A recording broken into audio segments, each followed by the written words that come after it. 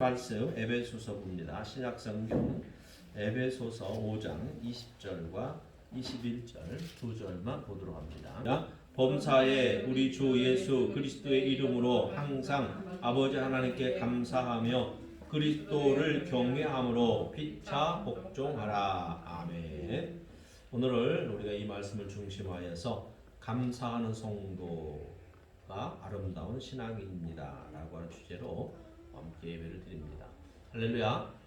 오늘은 추수감사 주일로 하나님 앞에 특별히 우리가 지난 1년을 되돌아보면서 우리의 삶을 지탱하게 해주신 하나님 앞에 감사하는 특별히 감사 주일 예배를 드립니다. 그래서 우리가 성경에 보면 하나님이 지키라라고 하는 그런 절기가 있습니다. 봄에 드리는 맥주감사 주일, 또 우리가 가을에 드리는 추수감사 주일, 우리가 기독교에 드리는 절기, 또 이제 4월달에 있을 부활주일, 절기가 있습니다. 그래서 우리는 하나님 앞에 특별히 절기를 맞이하면 우리가 더욱더 우리 자신을 되돌아보아야 되는 때가 되어야 되고, 정말로 내가 하나님으로 인하여서 모든 것을 기뻐하며 만족하며 감사하고 살고 있는가를 우리가 한번 나 자신을 돌아보아야 되죠. 그래서 우리 부족한 신앙들이 다시금 회복되어지고, 또 연약한 신앙을 가진 자들이 다시금 강한 신앙을 가지는 이런 계기가 되는 것이 바로 절기입니다. 이런 전설이 있습니다. 두 천사가 하늘에서 내려와서 이제 한 천사는 그 큰 바구니에다 사람들의 소원과 기도를 주워 담고, 다른 한 천사는 또 큰 바구니에 사람들의 감사하는 것을 주워 담습니다. 그래서 이제 소원과 기도를 수집한 천사의 바구니는 차로 넘칠 정도로 사람들의 소원과 기도의 내용들이 가득했습니다. 그런데 감사를 수집한 천사 바구니에는 덩그러니 감사가 4개만 딱 들어있는 거예요. 그 큰 바구니에. 그 4개 중에 하나는 뭐냐면 자기 생활을 감사하는 이런 내용이었고, 또 하나는 일할 수 있는 힘을 주셔서 감사하다라고 하는 내용이고, 또 하나는 교회를 위해 봉사할 수 있음을 감사하는 내용이고, 마지막 하나는 뭐냐면 하나님께 생명 주신 것을 감사하는 내용이었어요. 이러한 얘기를 들으면서 여러분 무엇을 생각하십니까? 우리가 하나님 앞에 신앙생활하면서, 교회 다니면서, 성도로서 신앙생활하면서 우리가 정말로 하나님 앞에 소원과 기도의 내용들은 많이 하잖아요. 거의 많이 하는데 100으로 보면 거의 한 90% 이상을 할 거예요. 그런데 하나님 앞에 정작 감사해야 되는 내용들은 몇 개예요? 10%도 안 된다라고 하는 이런 예화죠. 이런 얘기입니다. 이런 얘기를 듣고 우리가 좀 깨달아져야 되는 거예요. 우리가 사람들은 보편적으로 우리 요구만을 요구합니다. 내 요구만을 요구하죠. 정말로 내가 하루하루를 돌아보면서 무엇을 감사해야 될지를 생각하지 않는다라는 거예요. 오늘 하루를 지나가면서 하루 동안 우리 여러분들이 해가 질 때 잠자리에 누웠을 때 하루를 되돌아보면서 여러분이 감사하는 것들이 얼마나 해봤습니까? 아마 감사를 한 번도 생각하지 않는 날들이 많을 거예요. 오히려 오늘 좀 부족했네, 좀 더 할 걸. 오늘 좀 누군가가 내 마음을 좀 불편하게 했네 하면서 원망하는 일들, 불평하는 일들이 더 우리가 쉽지, 정말로 하루를 되돌아보면서 감사하는 내용들이 너무나 적지 않나라고 하는 생각을 해봅니다. 그런데 우리가 하나님 앞에 감사하는 것이 크리스찬으로서, 기독교인으로서, 하나님의 권속으로서 우리가 하나님께 할 수 있는 최고의 덕목이다라고 하는 거예요. 그래서 오늘 제목을 감사하는 자가 아름다운 신앙인이다라고 하는 제목을 달아본 거예요. 그래서 우리가 크리스찬으로서 오랜 고난의 시간을 보낸 사람일수록 이런 감사가 넘치는 아름다운 신앙의 모습들을 우리가 보이게 되죠. 자, 성경 말씀을 한번 보십시다. 데살로니가 전서 5장 16절 18절 시작. 항상 기뻐하라, 쉬지 말고 기뻐하라, 범사에 감사하라. 이것이 그리스도 예수 안에서 너희를 향하신 하나님의 뜻이니라. 아멘. 그럼 성경에서 하나님이 우리를 향하신 여러 가지 뜻들이 있지만 특별히 신약 성경에서 우리가 보면 예수 그리스도를 믿는 저와 여러분에게 하나님의 한 가지 뜻이 있대요. 한 가지 바람이 있대요. 그게 뭐냐면 하나님 안에서 예수 그리스도를 믿는 믿음 안에서 항상 기뻐하라, 쉬지 말고 기도하라, 범사에 감사하라. 이 세 가지 항상 기뻐하고 쉬지 않고 기도하고 범사에 감사하는 것이 바로 하나님의 뜻이니라라고 하는 거예요. 근데 우리가 기뻐하는 일도 또 기도하는 일도 감사하는 일도 서로가 균형을 맞추어서 정말로 하나님이 원하시는 이런 삶을 우리가 정말로 살아가고 있느냐라고 하는 거예요. 그래서 범사에 감사하는 것이 우리가 성도들의 지켜야 될 거룩한 의무인 것이고 또 하나님 앞에 우리가 보여드려야 될 가장 큰 덕목이다라고 하는 것이죠. 자, 오늘 본문 말씀을 한번 보십니다. 에베소서 5장 20절 21절 시작. 범사에 우리 주 예수 그리스도의 이름으로 항상 아버지 하나님께 감사하며 그리스도를 경외함으로 피차 복종하라. 여기도 보니까 범사에 하나님께 감사하라 그랬습니다. 범사는 뭡니까? 모든 일들을 가리키는 거죠. 우리가 좋은 일들이 있을 때만 감사하라는 것이 아니라 좋은 일이 있을 때나 고난의 일을 겪을 때나 항상 하나님 앞에 감사하라고 하는 것이죠.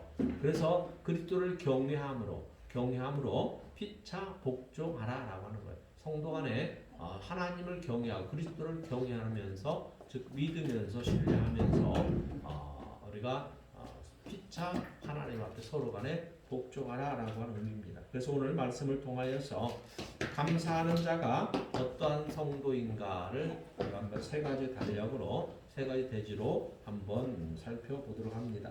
첫 번째는 자 우리가 사도행전 4장 24절 한번 봅니다. 시작. 그들이 듣고 한 마음으로 하나님께 소리를 높여 이르되 대주제여 천지와 바다와 그 가운데 만물을 지으신 이시여. 아멘.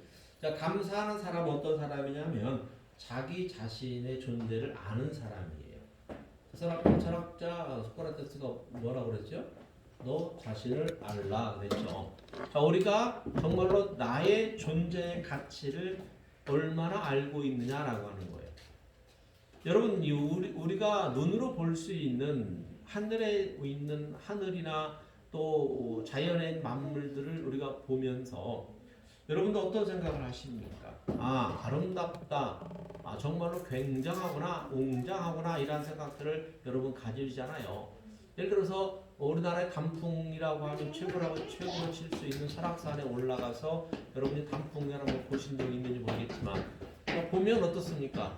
정말로 형형색색 아름다운 단풍 색깔들을 보면서 와, 이렇게 정말로 사람이 그림으로 그려도 이렇게 그릴 수 없겠다.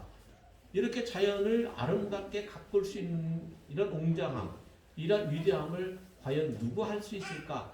이런 것들을 우리가 생각하면서 거기에서 우리는 어디까지 생각이 넘어가야 되냐면 아름답다라고 그치는 것이 아니라 우리 성도들이라면 또 마땅히 하나님의 피조물들이라고 한다면 이것을 만드신 창조주가 있겠구나. 그래서 창조주 하나님을 찾아야 되는 거예요.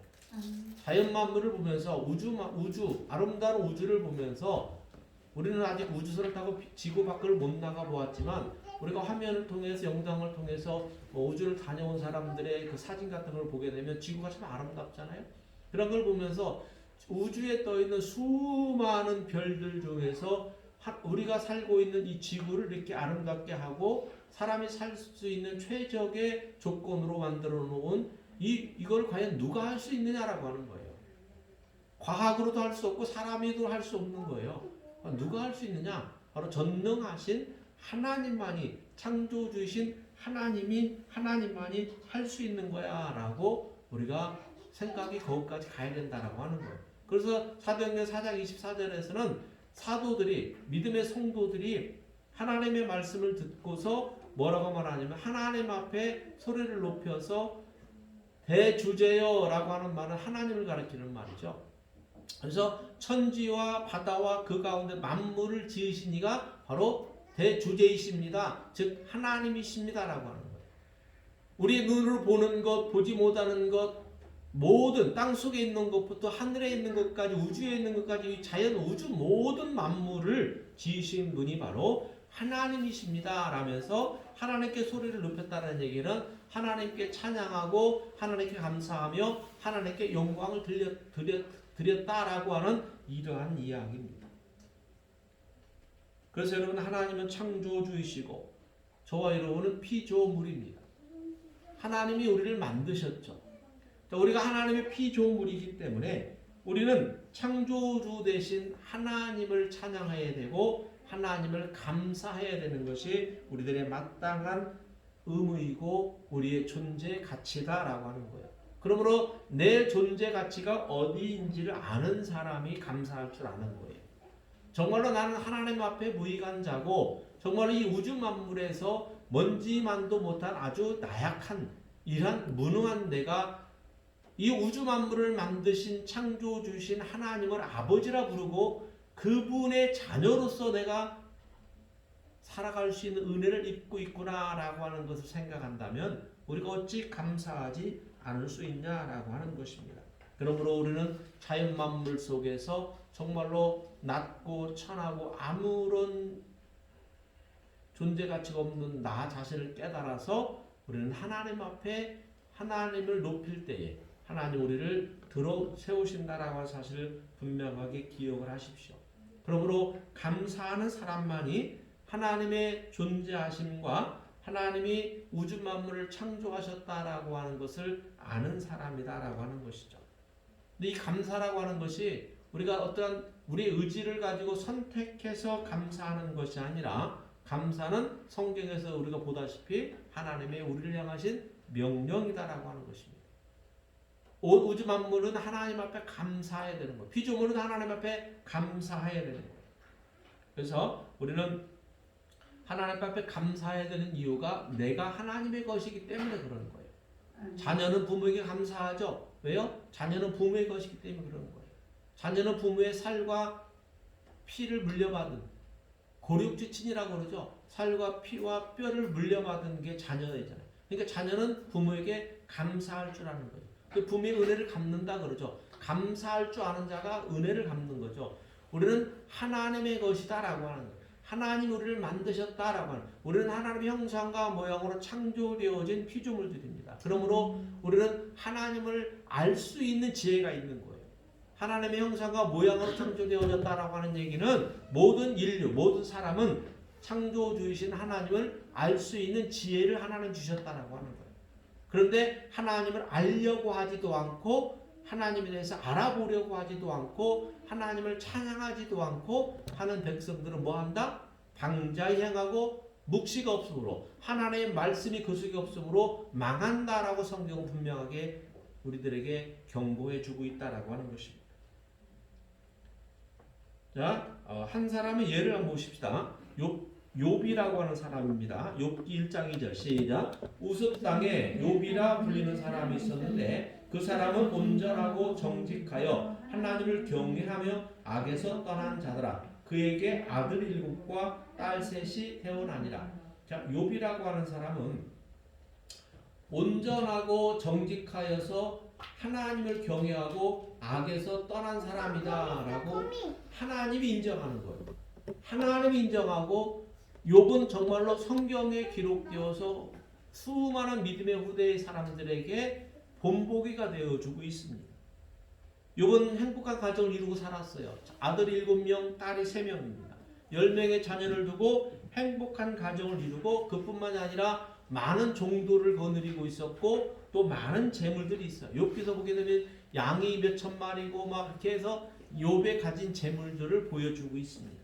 그런데 어느 날 이렇게 이런 행복한 삶을 사는 부족함이 없이 사는 욥에게 큰 재난이 닥칩니다.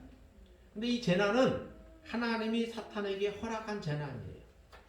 하나님을 정말로 그렇게 잘 믿는 욥에게 하나님이 사탄에게 욥의 신앙을 한번 흔들어 보는 거죠. 사탄을 통해서 흔들어 보는데 그런 것을 우리가 한번 보십시다. 자, 1장 8절과 9절 시작. 여호와께서 사탄에게 이르시되 내가 내 종 욥을 주의하여 보았느냐. 그와 같이 온전하고 정직하여 하나님을 경외하며 악에서 떠난 자는 세상에 없느니라. 사탄이 여호와께 대답하여 이르되 욥이 어찌 까닭 없이 하나님을 경외하리까.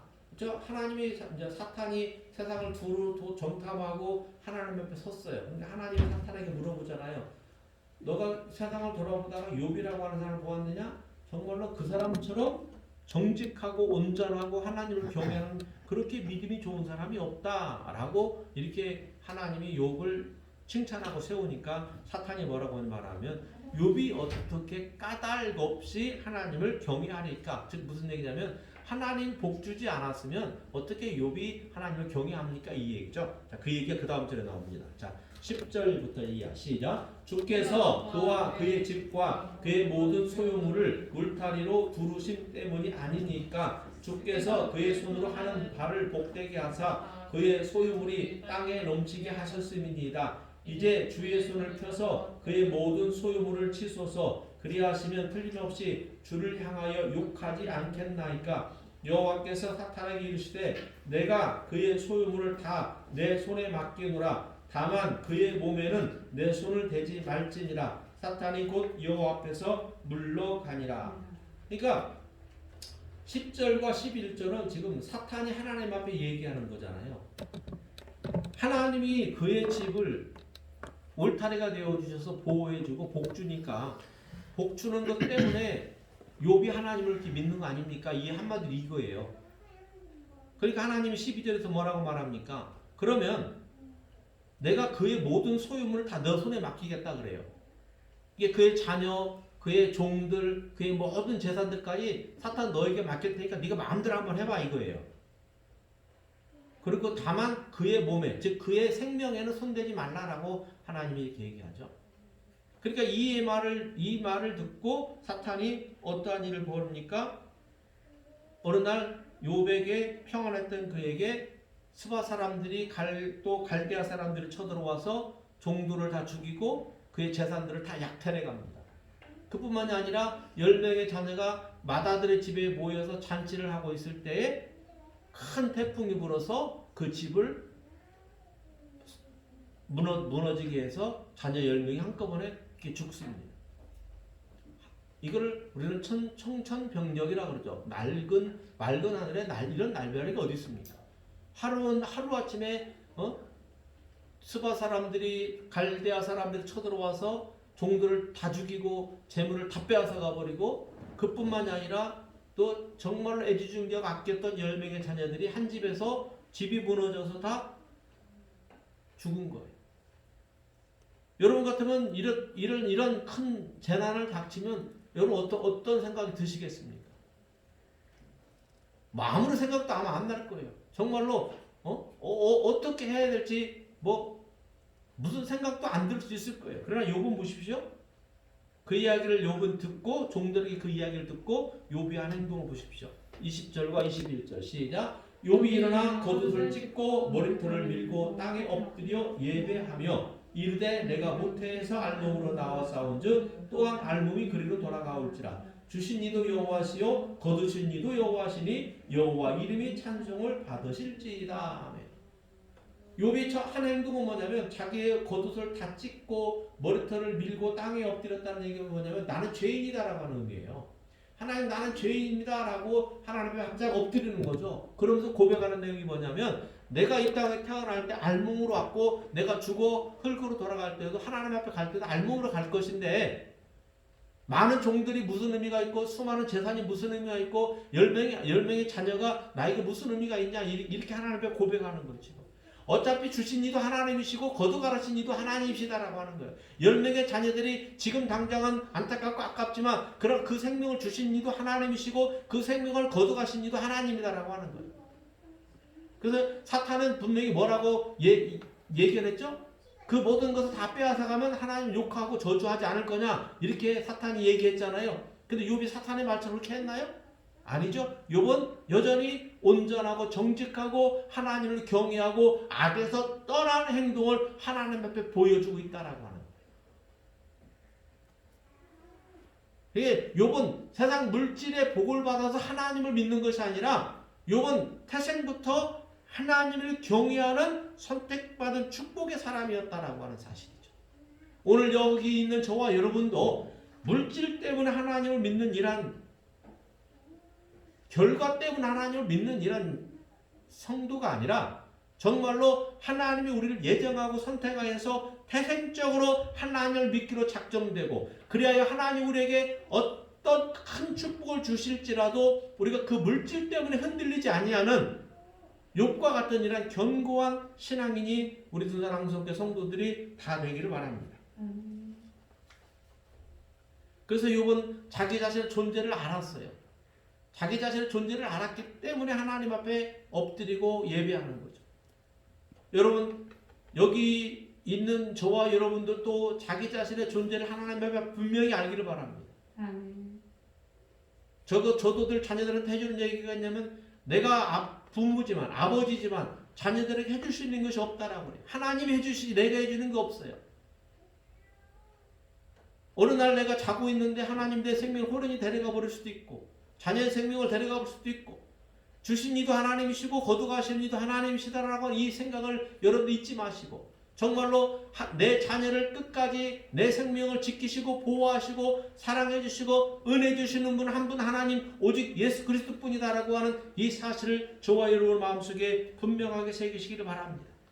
그래서 하나님의 존재를 아는 것이 정말로 우리가 하나님 앞에 감사하지 않을 수 없는 거고 하나님의 존재를 아는 자만이 하나님께 감사할 수 있는 거고 이 감사가 바로 아름다운 덕이고 아름다운 신앙이다라고 하는 것이죠. 시편 23편 말씀 하박국서 말씀을 한번 보십니다. 시작. 여호와는 나의 목자시니 내게 부족함이 없으리로다. 비록 무화과 나무가 무성하지 못하며 포도나무에 열매가 없으며 감람나무에 소출이 없으며 밭에 먹을 것이 없으며 우리의 양이 없으며 외양간에 소가 없을지라도 나는 여호와로 말미암아 즐거워하고 나의 구원의 하나님으로 말미암아 기뻐하리로다. 아멘. 시인은 이렇게 고백하죠. 여호와는 나의 목자시니 여호와 한 분이면 나는 부족함이 없습니다. 이 얘기죠. 여호와 한 분만 있으면 나는 만족하다라고 하는 거예요. 여러분 인생에서 하나님 믿는 하나님 한 분만을 믿는 것으로 여러분이 정말로 만족하고 있습니까? 또 하박국 선지자는요. 우리가 아까 예배전 찬양도 불렀지만 한마디로 무일푼이라 할지라도 하나님 한 분만 있으면 나는 감사하고 즐거워하고 행복하겠다라고 하는 이러한 고백이에요. 여러분 무화과 나무도 추수하지 못하고 포도나무도 추수하지 못하고 감람나무도 추수하지 못하고 아무것도 없어요. 밭에 먹을 것도 아무것도 없어요. 우리의 양도 없고 외양간은 소도 없어요. 한마디로 먹을 것이 하나도 없는 거예요. 그런데도 하박국 선지자는 하나님 한 분만으로 나는 즐거워하고 구원 하나님으로 인해서 나는 감사하겠노라 라고 하는 것이죠. 그러니까 저와 여러분의 최고의 만족은 시인의 고백처럼 하나님이 나의 목자 되십니다 라고 하는 이것이 저와 여러분의 최고의 만족함의 고백이 되죠. 우리가 정말로 기뻐하고 즐거워하는 것은요 물질이 많고 있음의 문제가 아니라 정말로 나를 구원하신 하나님 때문에 기뻐하고 즐거워한다 라고 하는 이 고백, 우리의 즐거움과 기뻐함과 행복함이 원천히 하나님이시기를 바랍니다. 그래서 시인의 고백이나 또 욥의 고백이나 하박국의 고백이 오늘날 살아가는 저와 여러분에게 있어서 신앙의 고백이 되기를 바라고 정말로 우리가 하나님 안에 있는 사람으로서 하나님을 감사하고 기뻐하고 즐거워하는 자들이 되기를 바랍니다. 두 번째로 감사하는 자는 하나님의 은혜를 아는 사람입니다. 여러분 은혜를 입은 사람이 어떡합니까? 은혜를 끼친 자에게 감사하는 것은 사람들이 당연하게 생각합니다. 은혜를 입은 사람이 은혜를 끼치는 일 없이 오히려 배은망덕한 일들을 하는 사람들을 가리켜서 우리는 뭐라고 말합니까? 배은망덕 일을 일삼는 사람들, 우리는 정말로 그 사람들을 비인간적이다 라고 얘기하지 않습니까? 그래서 우리는 하나님에게 은혜를 입었기 때문에 은혜를 갚을 줄 아는 이러한 저와 여러분의 삶이 되어야 된다라고 하는 것입니다. 우리가 사람의 허울을 쓰고도 우리가 인간의 본질을 갖추지 못하고 은혜 갚지 못하는 이런 배은망덕하는 일을 행하지 말고, 우리는 간혹 뉴스를 통하여 자녀가 부모에게 배은망덕한 일들을 보면 저건 사람도 아니야, 저건 사람의 인간을 썼을 뿐이야, 이렇게 우리가 얘기하지 않습니까? 우리가 그러한 평가를 받는 일은 절대로 있어서는 안 되겠다라고 하는 것이죠. 괴테는 이런 말을 했습니다. 조그마한 은혜라도 배반하면 그 인간의 가치는 소멸된다라고 했고, 성 안토니우스는 세상에서 가장 악한 것은 은혜를 알지 못하는 것이다 라고 하는 이런 명언들을 남겨놓았습니다. 사람이 땅에 살면서 은혜를 입지 않음이 하나도 없습니다. 우리는 이 땅에 살면서 은혜 입지 않는 일이 없습니다. 부모에게도 은혜 입고, 우리 이웃들에게도 은혜 입고, 우리 주변 사람들에게도 은혜 입는 가운데 살아가는 거예요. 우리가 전혀 은혜 입지 않고 살아가는 사람은 한 사람도 없습니다. 그런데 그 은혜를 갚지 아니하고 오히려 우리가 그 은혜에 보답지 않는 일들을 하는 사람들을 배은망덕하다라고 비인격적이다라는 표현들을 우리가 사용을 하지 않습니까? 우리가 살아가는데, 숨 쉬는데 꼭 필요한 것이 공기고, 그리고 예를 들어서 우리가 하루라도 받지 아니하면 안 되는 햇빛, 이 빛, 그리고 바람과 이런 비, 이런 자연적인 것들을 누가 내려주십니까? 이건 바로 창조주 하나님이 우리에게 내려주시는 것이죠. 우리는 하나님의 은혜를 늘 누리면서도 하나님께 은혜 갚지 못하는 이러한 일들은 우리가 절대로 해서는 안 되겠다라고 하는 것이죠. 데살로니가전서 말씀 다시 한번 보십시다. 시작. 항상 기뻐하라, 쉬지 말고 기도하라, 범사에 감사하라. 이것이 그리스도 예수 안에서 너희를 향하신 하나님의 뜻이니라. 아멘. 여러분, 우리가 예수 그리스도를 믿어 구원받았습니다. 제 죄에서 해방되었습니다. 우리는 죄의 자녀가 아니라 하나님의 자녀가 되었습니다. 지옥 백성이 아니라 천국 백성이 되었습니다. 그래서 우리는 천국 백성이 되오니 하나님의 자녀이니 하나님 아버지의 뜻을 따라야 됩니다. 그것은 항상 기뻐하는 것이고, 쉬지 말고 기도하는 것이고, 범사에 감사하는 것입니다. 바로 우리가 예수 그리스도 안에서 모든 범사에 감사하는 것이 하나님의 뜻이다라고 하는 것이죠. 하나님께 은혜를 입고도 하나님 앞에 감사할 줄 모르면 정말로 우리는 그것은 짐승관도 못한 삶이다라고 하는 것입니다. 우리에게 참된 은혜는 이 땅에서의 생사화복의 문제가 아니라 영원한 멸망에서 구원받고 우리가 하나님께 의롭다 하심을 인정받아 우리가 천국 백성으로 하나님의 자녀로 살아가는 것이 정말로 참된 은혜임을 여러분도 잊지 마시기 바랍니다. 그래서 우리는 하나님에게 구원받은 이 은혜만 생각해도 우리는 비록 이 땅에 초가 삼가나 산다 할지라도, 땅 한 평 없이 산다 할지라도 하나님 앞에 감사할 줄 아는 아름다운 신앙인의 모습이 저와 여러분에게 넘쳐야 될 줄로 봅니다. 마지막으로 감사한 자는 하나님으로부터 평안의 축복을 받습니다. 여러분, 우리 지난 1년 동안 정말로 우리의 삶을 되돌아볼 때에 하나님의 은혜가 아니면 우리는 지탱할 수 없는 삶을 살아왔습니다. 19년도 말부터 코로나가 이렇게 해서 지금 20년도, 21년도 정말로 2년 가까이 이 코로나 속에서 우리는 살아오고 있습니다. 요즘도 코로나 확진자가 3,000명이 넘게 나오는 이러한 위태위태한 속에서 저와 여러분이 살아가고 있습니다. 이럴 때일수록 정말로 여러분, 우리가 하나님의 은혜가 필요합니다. 하나님의 보호하심이 필요하고 정말 하나님의 치료하심이 우리에게 필요한 줄로 믿으시기를 바랍니다. 출애굽기 34장을 한번 보십시다.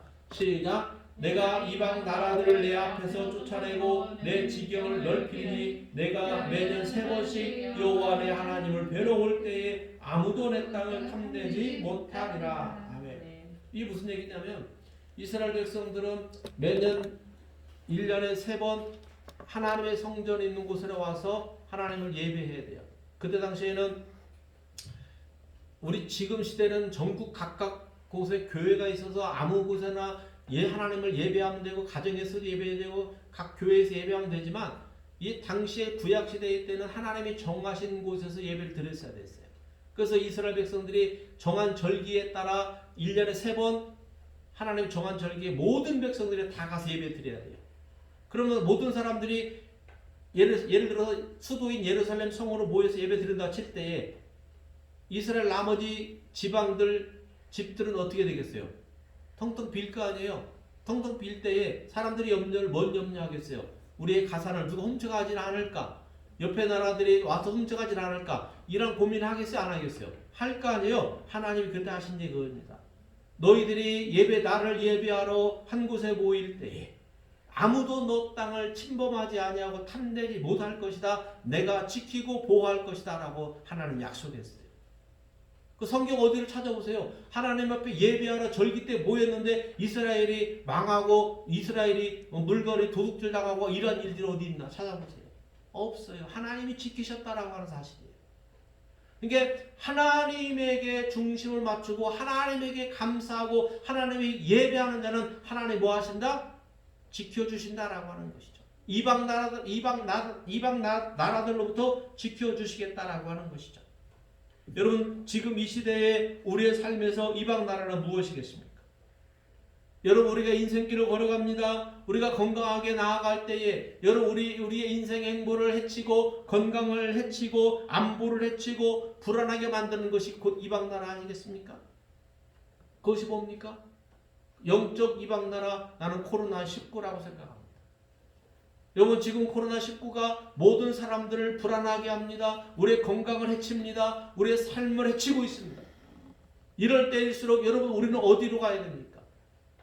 위드 코로나라고 하니까 사람들이 코로나와 손잡고 할렐루야 하고 이렇게 빠지라는 것이 아니라 우리는 위드 코로나 속에 사람들이 흥청망청 할 때에 정말로 이럴 때일수록 하나님만을 바로 알고 하나님 앞에 바로 서고 하나님 앞에 바로 감사하며 예배할 때에 하나님이 저와 여러분을 코로나로부터도 지켜줄 줄 믿으시기 바랍니다.